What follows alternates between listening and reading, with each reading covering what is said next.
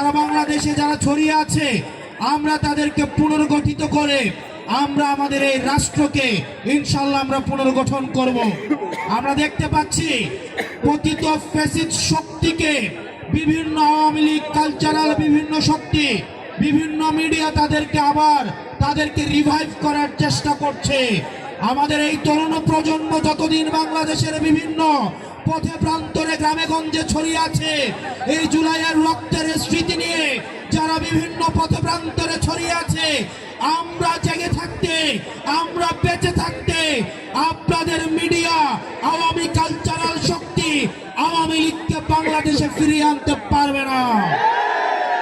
আমাদের ফেসিবাদের বিপক্ষের শক্তিগুলোর মধ্যে মতপার্থক্য থাকবে, পলিসি নিয়ে ডিসকাশন থাকবে, কিন্তু আওয়ামী লীগের বিপক্ষে আমরা সবাই একসাথে লড়াই করে যাব।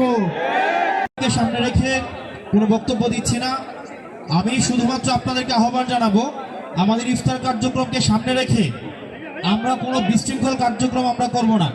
ধরেন এমন যদি কোনো পরিস্থিতি তৈরি হয় যে আমার খাবারটা আমার ইফতারটা আমার ভাইকে দিয়ে দিতে হয়, আমরা দিয়ে দিব না? আমরা দিয়ে দিব তো?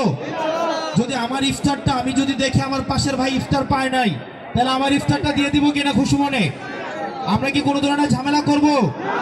আল্লাহ আমাদের রিজিকে যা রাখছে এটা নিয়ে আমরা সবাই উৎসব মুখর পরিবেশে ইনশাআল্লাহ আমরা ইফতার কার্যক্রম সম্পন্ন করব।